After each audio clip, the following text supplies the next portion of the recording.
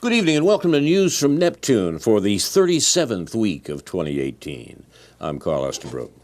Historians consider a generation to be about 25 years, roughly the time it takes for you to get to the age your parents are now. For more than a generation, this program has been a weekly hour of spontaneous and unrehearsed discussion of the news of the week and its coverage by the media, first on a so-called community radio station, and now via Urbana Public TV and YouTube. Earlier editions of this program are available at archive.org. I'm now the age my parents would have been when we started the program. It's not been an encouraging trip. Our program's name, News from Neptune, comes from Noam Chomsky, who's been writing sensible things about U.S. politics for more than twice the time we've been on the air. Chomsky says in the U.S. media, either you repeat the same conventional doctrines everybody is saying, or else you say something true and it will sound like it's from Neptune. Tonight, David Green and I will try to say some true things, with thanks to Dr. No, J.B. Nicholson, for research. No's notes are posted on the News from Neptune Facebook page. We try to bear in mind the murdered Rosa Luxemburg's remark from a century ago.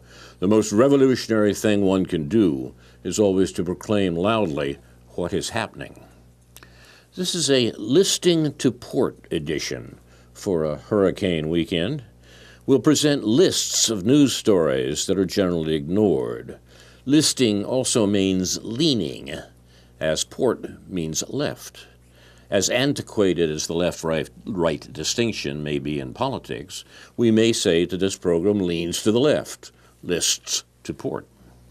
David and I will begin with lists of topics from the week's news. Here's mine, a baker's dozen that got out of hand. 1. National Security Advisor John Bolton threatens the International Criminal Court in regard if it would be so unwise as to take up the question of U.S. war crimes in Afghan. I'm having a debate with a lawyer cousin of mine in London about the usefulness of international institutions, and this event, unfortunately, is on my side. 2, the Skripal-Sturgis-Salisbury situation. And my lisp is gone, if I can still say that. The Russians, Perov and Bashirov, were interviewed on RT. These are the two guys that they're suggesting are the Russian agents who poisoned people in Salisbury. The thing is mad in so many ways that it takes a long time to disentangle it. Point 3, Trump's latest executive order admits he has no evidence to justify the executive order against foreigners who meddle in U.S. elections. 4, Senator Cory Gardner, a Republican, wants legislation passed to designate Russia a, quote, state supporter of terrorism out of fear of its microwave weapon that's been destroying diplomats' minds in Cuba and elsewhere. Maybe it's not the microwave weapon, but Russian policy that's destroying their minds. But in any case. Point 5.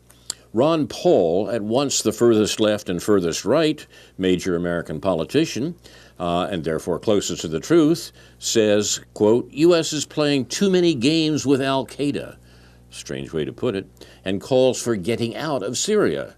Of course, the major figure who's been calling for getting out of Syria for a long time during this administration is the head of this administration, Donald Trump. 6, the Israeli lobby works effectively to attack Black Lives Matter and get some of their fundraising shut down. Interesting dispute. We'll have some more to say about it, perhaps. Point 7, in 2016, Amazon patented a trolley with a cage for workers to sit in order to protect them from Amazon's robots. So Amazon is out there protecting you from the robot insurrection. 8, it's crazy how much our drug spending and prices shot up in the last, since 2008, only in the United States, not in other countries, right after Obama cut a deal with drug makers to drop all his campaign promises about reining them in as part of Obamacare. The story continues to be both horrible and unknown. 9, our own Dr. No confronts Cynthia Nixon and the fake Democratic campaign that's going on at the moment. I've got a story to tell on that. 10. The economy. The cost of the recent war and the move away from the dollar are bound up together and will probably issue in more war. 11. Censorship. The Syrian Arab News Agency, that is the official news agency of the Syrian government, has had their YouTube account suspended. Other Syrian information outlets have also been suppressed by our free media in this country. That's not a good sign. 12. The Libyan war and buying into unworkable censorship, the censorship of what has happened in Libya and what the U.S., of course, did in Libya. That is also a target of this social media censorship. 13. Cannabinoids and the U.S. healthcare costs. Very interesting indeed. As I mentioned, drug prices are up in the U.S. more than any place else, and one of the things this has done is restricted pain-killing medications, which are in use elsewhere, but aren't in this country because marijuana is nasty. 14. Pope Francis and the Battle Over Cultural Terrain is an article in the current edition of Counterpunch by Gary Olson. It's about capitalism and the politics of the man our friend Jeff St. Clair of Counterpunch calls the hippie pope. It's the best thing I've seen, by the way, on that subject. He's newly a grandfather. That's Jeffrey, not Francis. And maybe age explains. That would be some news. Well, that would explain the hippie references too, maybe. That would end the Catholic Church right there. Some people would say it would be a good competitive move, but in any case. 15. Two-thirds of progressive Democratic congressional candidates in these elections in the last week or two completely, sorry, let me try that again. Two-thirds of the so-called progressive Democratic candidates for the House, particularly up for election this fall, are completely silent on foreign policy. It's just not an issue in these questions. I think particularly here of what happened in Massachusetts, that we'll talk about a little if we have a chance. But as usual, the people on top of the story are at Black Agenda Report, which we recommend at least as highly as we do Counterpunch. 16, I told you there was a long baker's dozen. 10 years after the crash, we've learned nothing.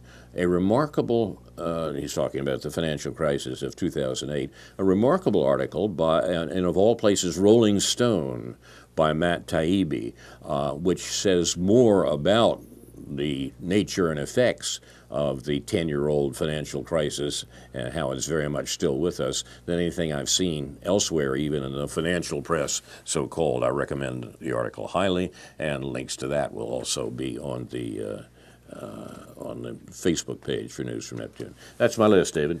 It's all yours. So a week ago at about this time, a little earlier in the morning, I was calling former President Obama a wimp on the quad, through a bullhorn on the quad in front of Follinger Auditorium. The NSA took notice, I'm sure. I don't know how my life ended up with, or got to the point where I was standing in the rain in front of Follinger Auditorium, following Francis Boyle and calling President Obama a wimp because of his Israel-Palestine policy. But I stand by what I said. Okay. And you can see it on YouTube if you don't believe me. I have to learn how to hold a bullhorn and not cover my face. Like, you can't really see me. You can just see the bullhorn and my body behind it. So I'm not sure how to do that camera-wise. Ethan, maybe you could straighten us out later on that. We need our sound people. And I also wanted to mention, since we haven't for a while, since we mention Rosa Luxemburg every week, and maybe people don't know that much about her, there was a nice movie made about her probably 20 years ago. Yes. By a relatively well-known filmmaker named Marguerite von Trotta. Yes. And it's a good summary of at least part of her life. I'm not sure if it's her whole life. And then Marguerite von Trotta is the same woman who made more recently the movie Hannah Arendt, about the life of the the great German philosopher, best known, perhaps fortunately or unfortunately, for her book about Adolf Eichmann, that got her into a lot of trouble, and that the movie is mostly about that. So, with that introduction, if you want to call it that, where am I going to go? Why was I standing in front of Follinger Auditorium a week ago? Well, fresh off his Boffo performance at John McCain's funeral, Obama shows up here, adds insult to injury, making it very clear, as if we didn't know, what the Democratic Party is about, what the local Democrats are about in their fawning attitude.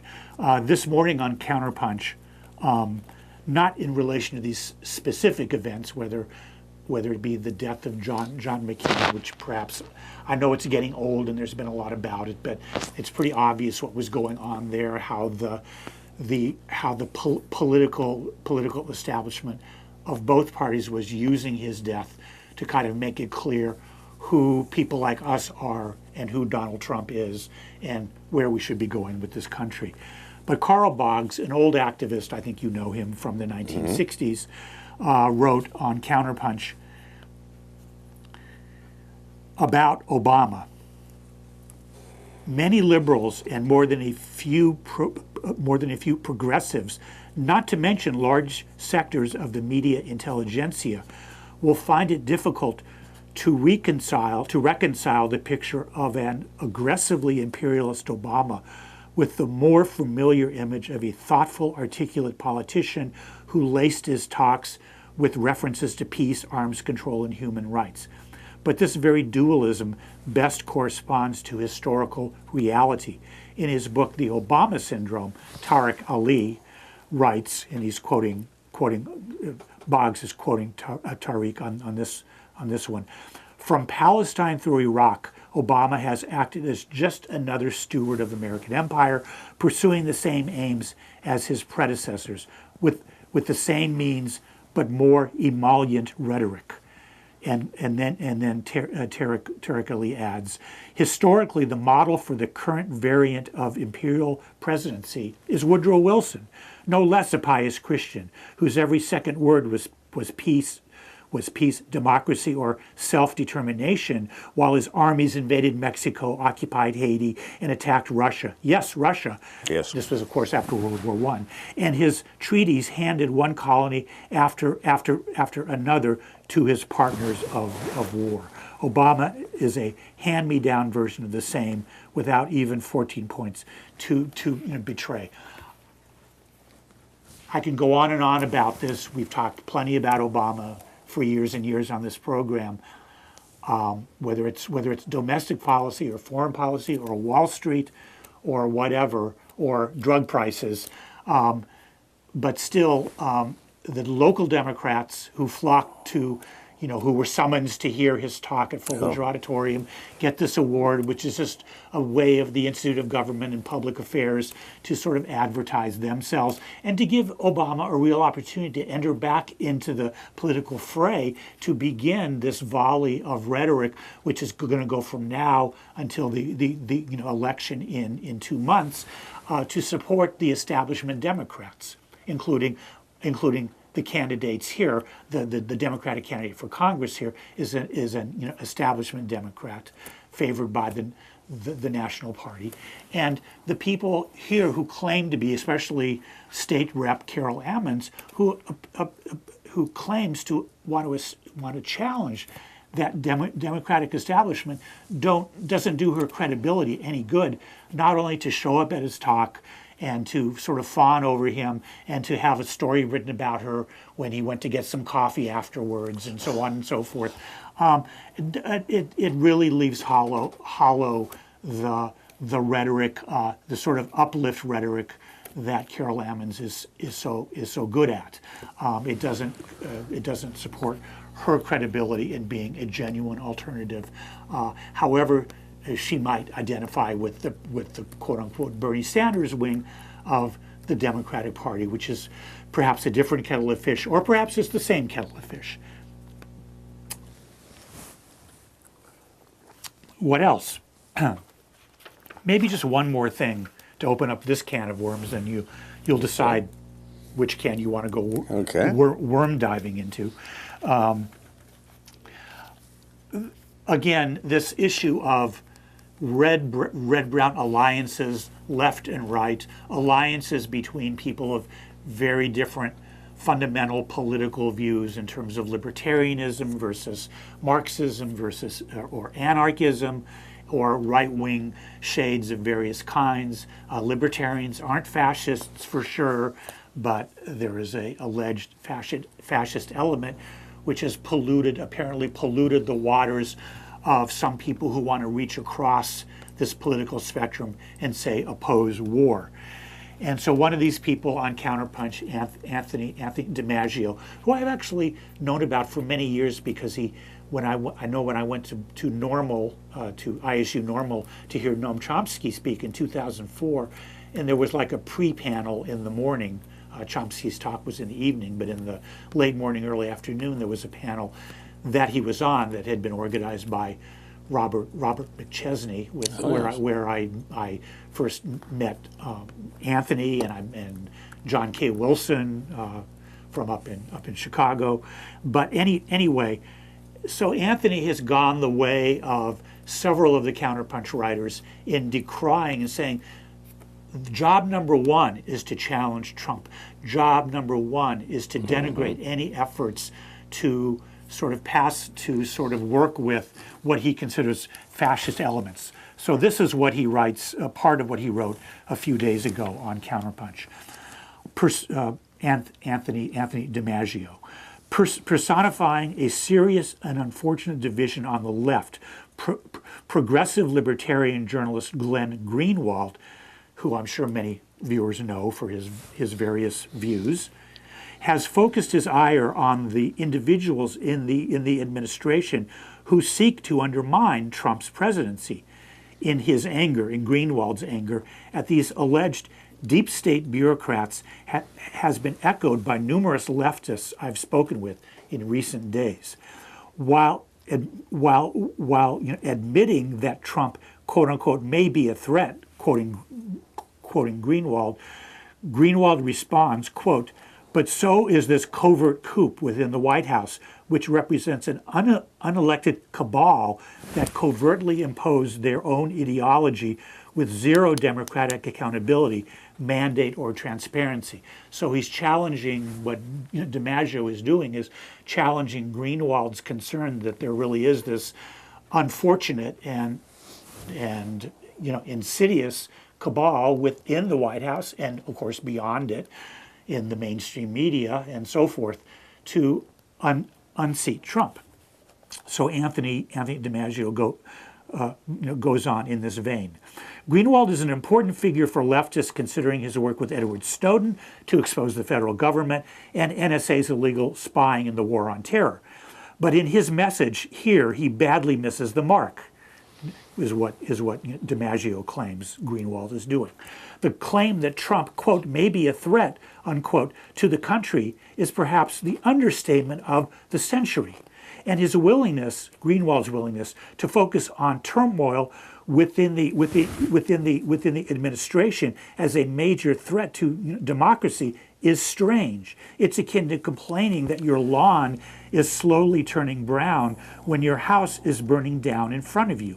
This is not a critique that's unique to Greenwald, as I've engaged with numerous individuals on the left over the last week who see, this article was published just 2 or 3 days ago, over the last week, who see the White House op-ed,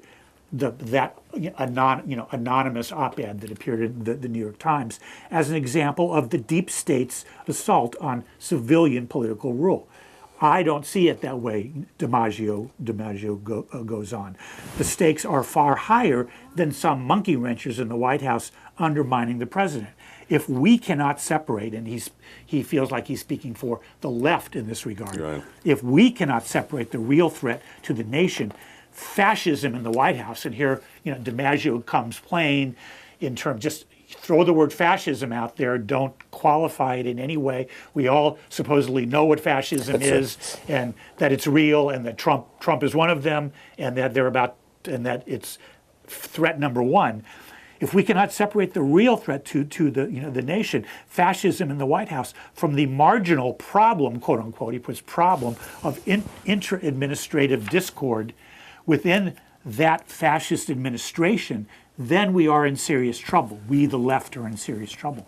One of the major points of protest in the anonymous Times op-ed is Trump's contempt for freedom of the press. By calling on Times staffers to be prosecuted for treason, quote unquote, Trump has confirmed that he is in fact opposed to freedom of the press and the rule of law. In his war against the media, there is little room for nuance or apologetics for would-be fascists. So this is the plain, clear rules of the game, defining the words the way that he wants to, and looking at, and the fundamental issue here for me, and I think is to look at it, to put in in the context. This is just a few days after the Obama, McCain, George Bush, Meghan McCain funeral. The coming together of all those neoliberal, neoconservative forces to affirm that they stand for all that is good and beautiful, and that Donald Trump, who of course, according to McCain's dying wishes, did not want to speak at his funeral. I think the lines here are pretty clear, and they're absolutely opposed to the lines that Anthony DiMaggio is drawing in this article. I think that's quite right. I think it's very well put, David. The extent to which Trump has become a symbol of real political disagreement within this country depends in part on the fact that he is a symbol in the sense that he's about the weakest American chief executive we've had since Calvin Coolidge. What he decides and what he says, what his bluster contains, has very little effect on the political strife that's going on in this country, except as an occasion for each side to use the other, to use him to beat the other with. Let me try to give an example of what I have in mind here.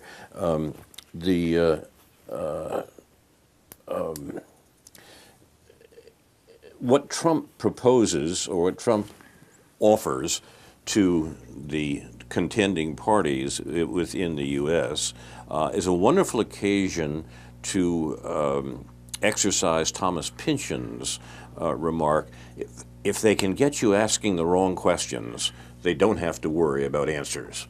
Now, it seems to me that's exactly what DiMaggio is doing here. It seems to me that what most of the conversation pro and anti-Trump is doing, it's getting you to ask the wrong questions.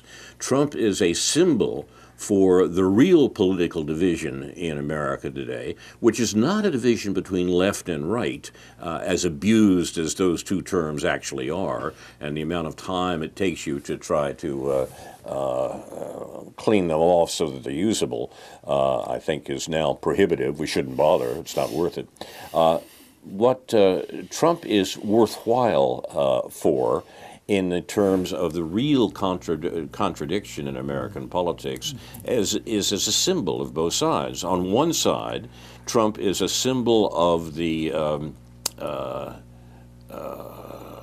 immiseration of the majority of the American population, which looks at, I started off talking about generations today, looks at the last generation and its economic and political possibilities, and realizes that the current generation does not have those possibilities. Trump is their cry of outrage. Electing Trump was their cry of outrage on us. Trump symbolizes the distress that 40 years of neoliberalism, of austerity, has put the American populace in.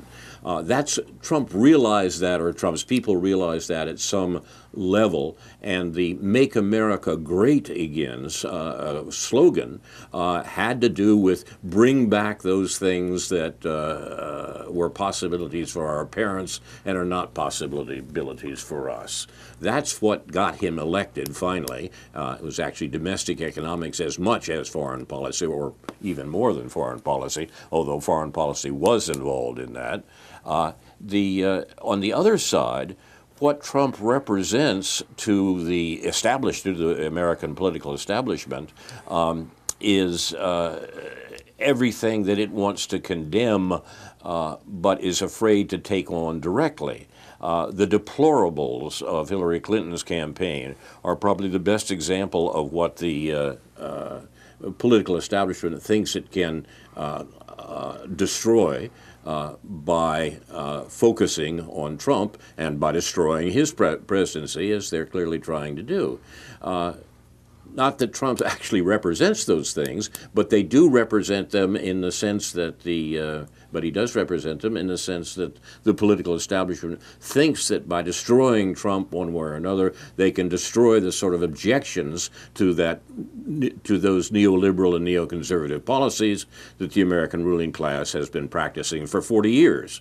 And it came to a certain peak after the 2008 crisis, that is to say, in the presidency of Barack Obama.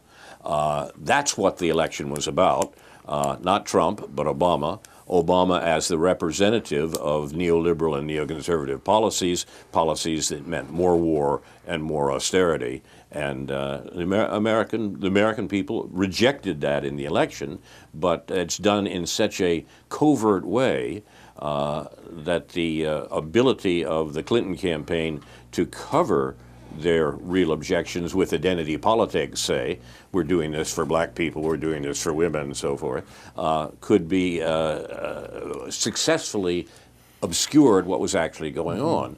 That it didn't help that, hardly, that when Trump got into office, he immediately adopted those neoliberal and neoconservative policies, or his administration did. There's some argument today, as I say, about whether Trump himself really changed much except the tone of the bluster, that the real policy continued as they had before and indeed were emphasized. The best example is war. War in Syria.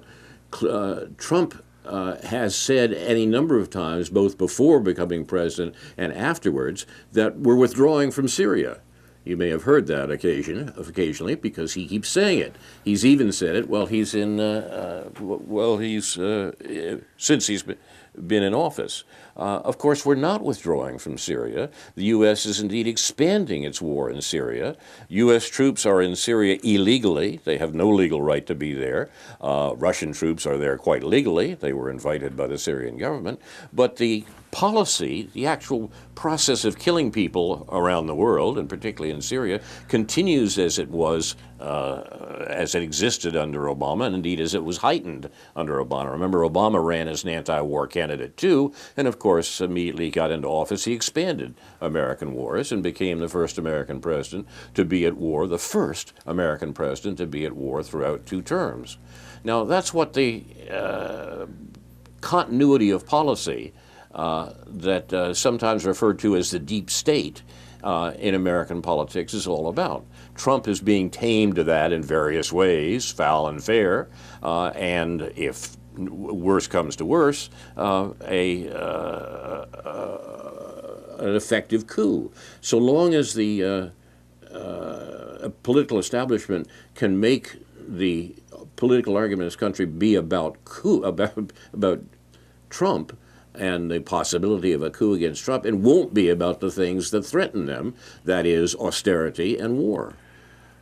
So the existence of an absolutely effective Trump derangement syndrome, or Trump distraction syndrome, is a consummation devoutly to be wished by the American political establishment. I think they've got it. Yeah.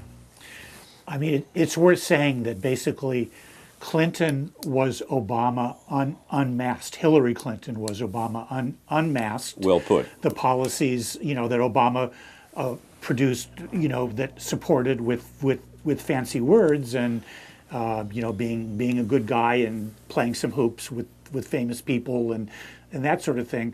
If Hillary Clinton would just develop a kind of a decent jump shot, she might have been able to pull it off and present herself that way.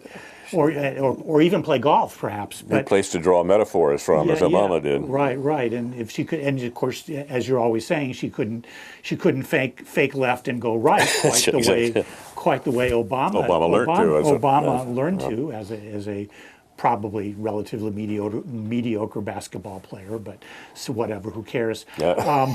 But people might say, well, but even with all that, Clinton got a lot more votes than he did. True. And that's true, but she knew what the not as many rules as of the Obama. game. Yeah, not as many as Obama. It's what we would probably want to qualify ourselves by saying that Trump won not just because people voted for him, but at least they couldn't stomach voting for Hillary Clinton in the same way they could for Obama in 2008 and in 2012. That's true. And beyond that, she knew what the rules of the game were. She knew that the key states were Michigan, Ohio, the rest of so-called Wisconsin, all these supposedly Democratic states. And it's pretty clear that even losing by a razor-thin margin in those places, the amount of people who voted for Trump, who stayed home, who voted Libertarian, or even Green, was enough. Even Green was enough to win for Trump, and that's some pretty crybaby stuff to blame that on the Green Party and so forth. But let me just read one quote here from this other a better counterpunch writer than the previous one, a playwright named John Stepling, who's been writing for them. This is a little out of context, but I think it'll work. Obama is literally a figure of adoration. For liberals, he is something close to a deity, in fact. His actual record is of no interest. Yes. To bring it up is to be a buzzkill. I'm not quite sure what he means by that, but anyway. Fear runs throughout the populace, but it is far too simple to say that because it is a complex of fears. And it is a strange return of core American mythology, manifest destiny, Indian killers, gunfighters, and land barons. And let me just do this. Maybe you know something about this, I don't. The current hit TV series Yellowstone, created and written by Taylor Sheridan and starring Kevin Costner, is a prime example. Watching the show, and Sheridan is actually a better than average writer, he notes, I could never quite decide if the show was tongue-in-cheek or sincere. I fear the latter. Costner plays the owner of the largest ranch in the United States. At one point, a visiting Japanese tourist says, "This is too much land for one man to own." Costner barks back, "This is America. We don't share land." I'm not sure where I'm going with that, but I had not heard of this show. Maybe I'd heard of it once. But. We have said before on this and other programs that the poets often get there first. Yeah. And poets here include playwrights, most notably. We're talking about Counterpunch today. C.J. Hopkins is an American living in Berlin whose articles appear on the Counterpunch site. And I must admit, I think they are the best and funniest things I've read about. And it's not a funny topic. I've read about American politics in years. The fact that the editorial sensibilities of Counterpunch are so great that they find these things that don't appear elsewhere and that you can even laugh at. That's great. Yeah. All sorts of things here. Let me go after some progressive Democrats. How about that? Would that be fun? That's always fun. Okay. That's good sport.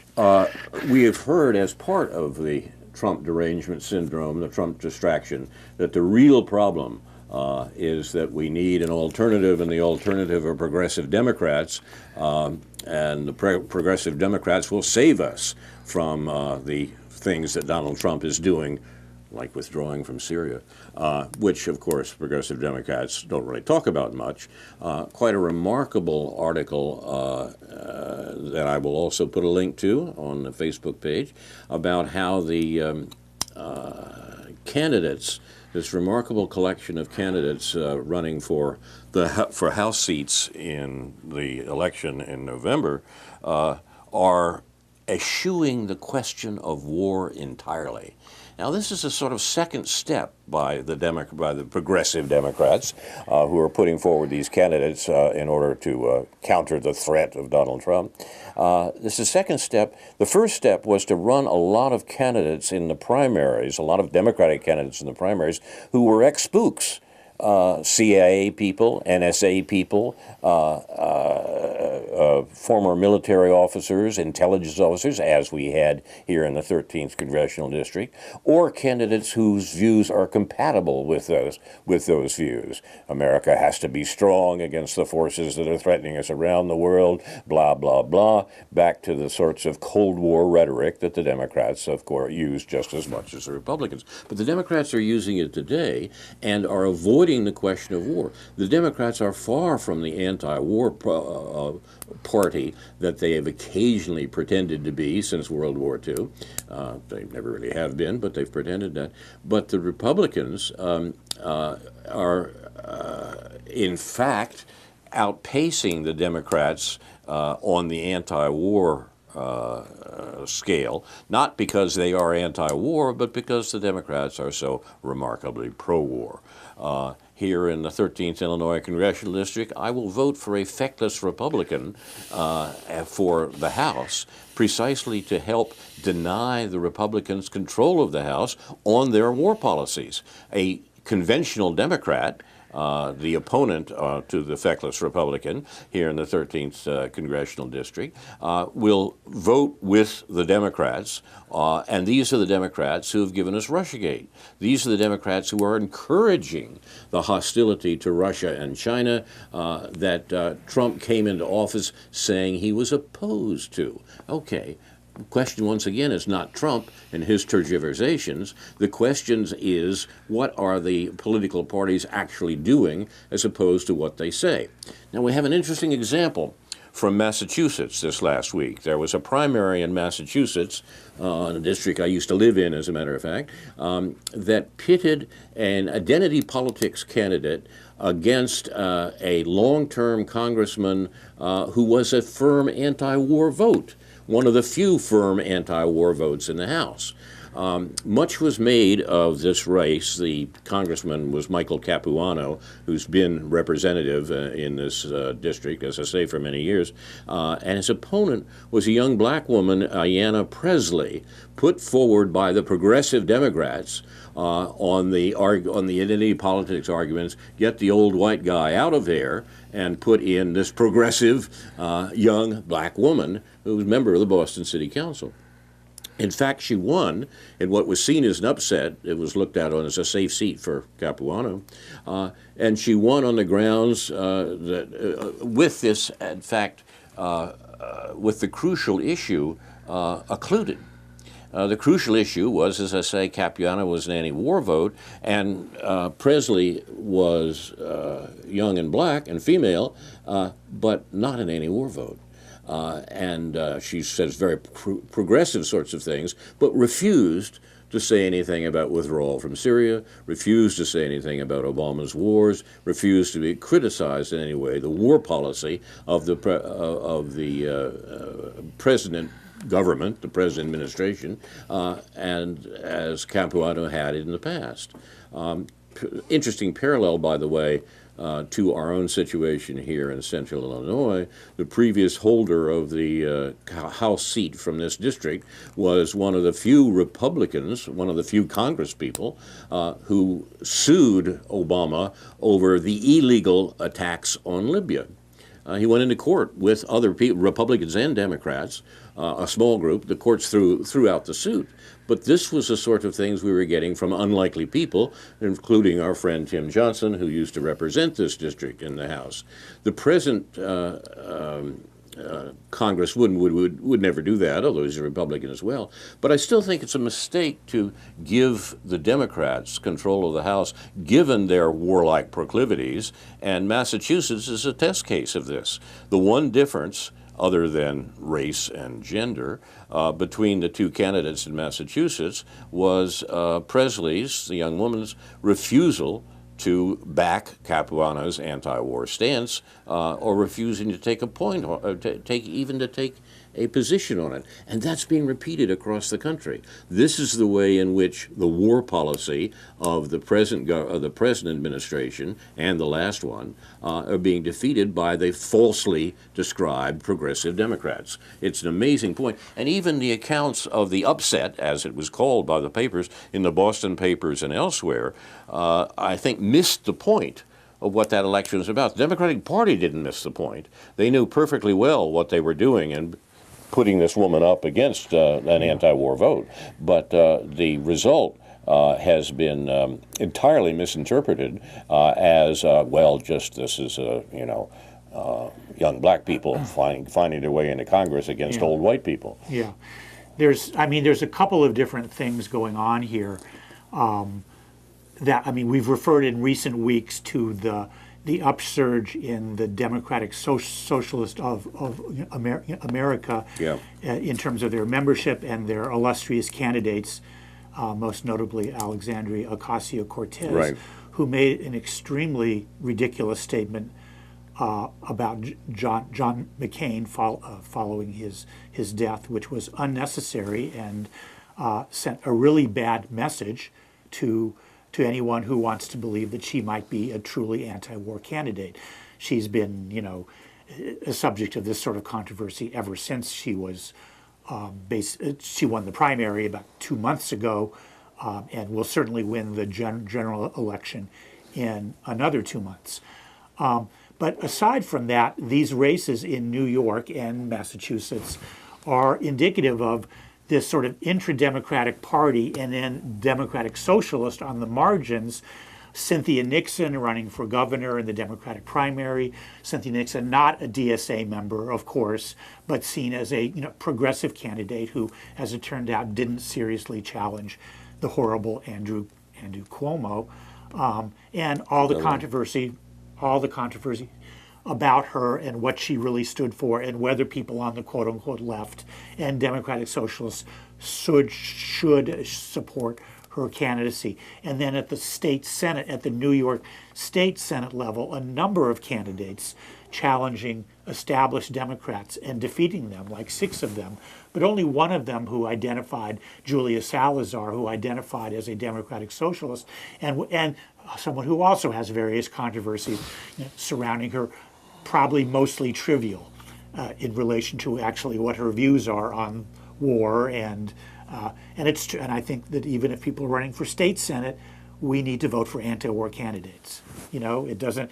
You don't want to vote for bad people. You don't want to vote for vicious people at any level of office. So we should know what their views are on these things that obviously affect state and local budgets and state and local politics, as well as just the idea that the people are being represented by a government that goes around the world killing people. Just a minor problem there, Right. So anyway, there's all this in the mix now. I didn't follow New York closely enough to really know what it was that was at stake there, but it's clear. I don't trust what the Democratic Party is up to in essentially replacing some of these establishment people with new people. I don't trust that. Maybe in this one case, Julia Salazar, but I don't think it doesn't sound like she was an establishment candidate anyway. They just want to get some demographically different looking people.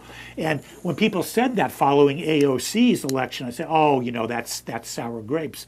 But there's a little bit of that going on. There's the identity politics of that is what's going on there. Identity politics from the beginning has been a way to cancel class politics, even to the extent that it existed in the Democratic Party tradition, from the New Deal on. The whole point was to say, we're going to deal with discrimination, not with exploitation.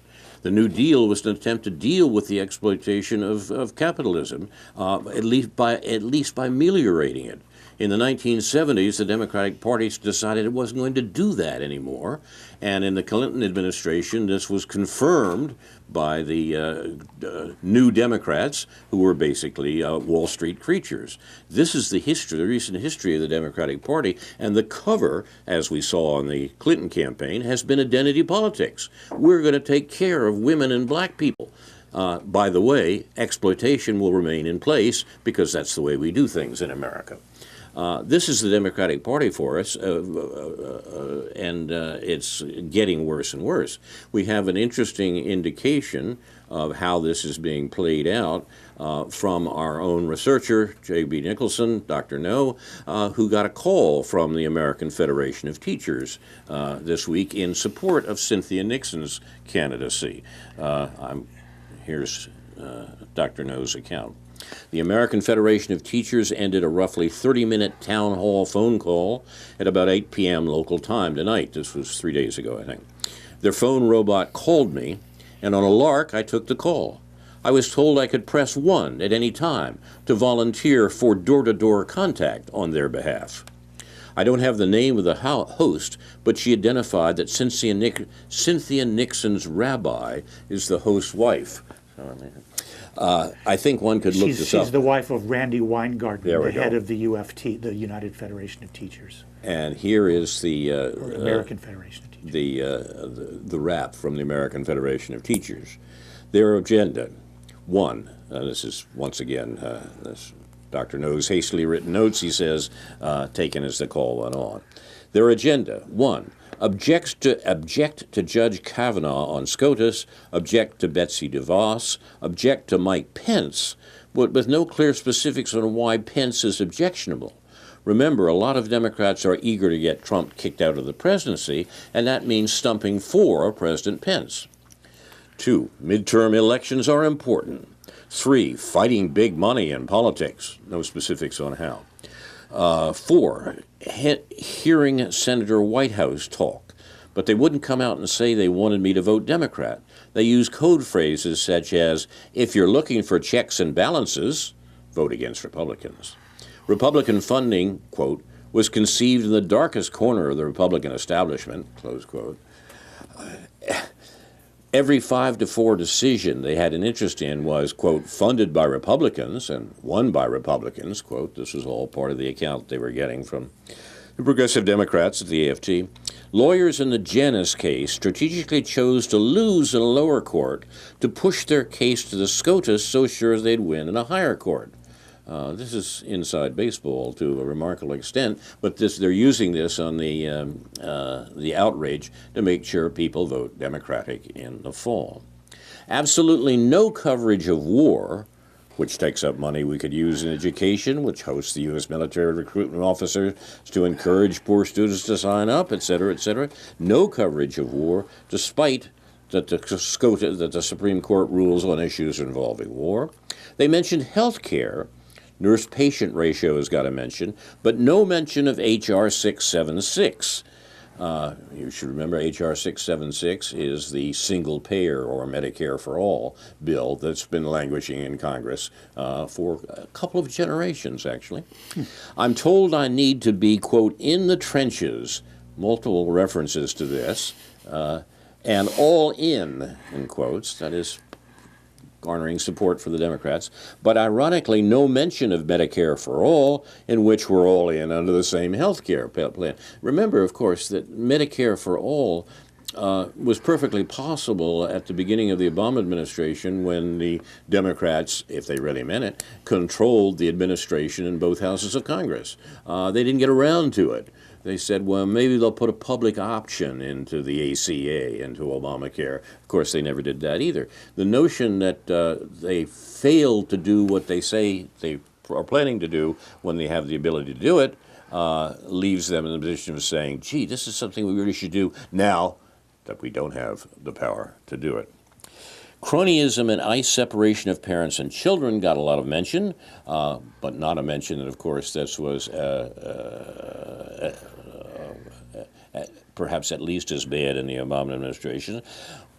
Quote, Russians will be involved in the election, Dr. No was told by this progressive Democratic phone tag, arguing for Mrs. Clinton on the grounds that, quote, nobody's perfect, on the grounds that she lost on protest votes. Yes, she did. It's important to understand why, to change the Democrat policies to convince voters to support them. The host said she objected to protest votes. You're not supposed to do protest votes. You're supposed to vote for good stuff, which is what the Democrats do. And then said to former Republican caller who pledged to vote blue now, Jaime, that voting Republican was his right. So voting in a way that ostensibly against your party is his right, but doing it in protest is wrong. Perhaps the Republican-Democratic Party split is nowhere near the substantive issue partisans want to think it is, and perhaps this helps explain why most voters identify as independent now and increasingly don't vote. Clinton, for example, lost a lot of Obama's voters to non-voters, third-party voters, and some to Republican. They don't seem to be in touch with polls telling that American trust of politicians is low, and Russiagate ranks at least than 1% interest. That's interesting to me, too. I'm surprised that the vast and complex and insistent Russiagate campaign has had as little effect as it does, except at CNN, MSNBC, DNC, Rachel Maddow, and elsewhere. That does seem to be the case. The progressive Democrats are worried for a variety of reasons, not just the wretchedness of their policies, but their inability to control the media debate. The rest of this account of Dr. No's encounter with progressive Democrats will be placed on the Facebook page for News from Neptune. A couple of related comments that are going on, I think, in the, if we could still call it the left blogosphere or internetosphere. One is the debate over and going tilting all the way over to the New York Times, the debate over who Michael Harrington was and what the Democratic Socialists were, and whether we could like Michael Harrington, and what the deal is. A extremely critical article about the origins of Democratic Socialist on Counterpunch by a fellow named Andrew Stewart, criticizing the origins in people like Harrington and a guy named Max Shachtman, Bayard Rustin, and Albert Schenker. And Albert Schenker takes us into the other field here, which is the organization of the American Federation of Teachers from the New York, in the origins of that, partly in the famous New York City teachers strike in 67, 68 over the issue of community control in neighborhoods, in minority neighborhoods, specifically Ocean Hill, Brownsville. And the Jacobin website now is having a series of critical articles about Albert Schenker, the origins of the UFT in relation to the teachers movement and the Democratic Party. There's only one up there now, but they promise a series of articles because of the 50 years since that has happened. A very important issue, something I've followed over the years, tried to educate myself about over the years. So it's too much to go into right now with 5 minutes left on the program. But suffice it to say that that there's some chickens coming home to roost. I don't know, was that Malcolm X's phrase? Or I mean, probably not just his, but in any event, there's a lot to be understood about New York City politics, about Democratic Party politics, about the origins of what we call socialist politics in this country, that people who want to have a real socialist politics in this country, a successful socialist politics, ought to be aware of in terms of the historical context and how these debates are moving forward. But absolutely, the Randy Weingarten, who was a protege of Albert Schenker, who was a horrible man, and Randy Weingarten, who is a horrible foreign policy hawk and Zionist, who's head of this powerful teachers union, very problematic for what's going on the left in the past and in the future in this country. So these things are going to need to be sorted out, and I'm fear that they're going to be sorted out in not a very adequate way by some people. The late lamented Alex Coburn used to say, "The sky is dark with chickens coming home to roost." And he talked simply about the effects of previous policies and actions, often very different from what the actors said they were. The comment about chickens coming home to roost was famously offered by Malcolm X over the assassination of John Kennedy. That in what Malcolm was suggesting was that Kennedy's murder is a result of the murder that the Kennedy administration has spread around the world. And in some sense, that's probably true, particularly if Alex was right, that Kennedy was killed not by the vast conspiracy suggested by recent books, but rather by a single lone gunman, which I must admit seems the best possible, the best reconstruction of the situation that we have right now. I don't think the conspiracists are right here. But while we talk about the chickens coming home to roost, that also takes us back to the peculiar arguments about Michael Harrington, the founder of the Democratic Socialists of America in the 1960s.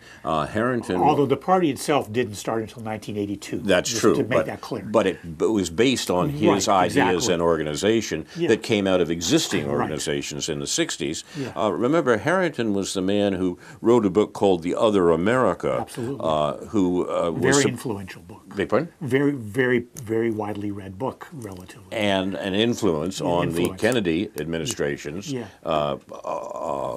public statements on these matters and the Johnson administration's war on poverty. And so it was he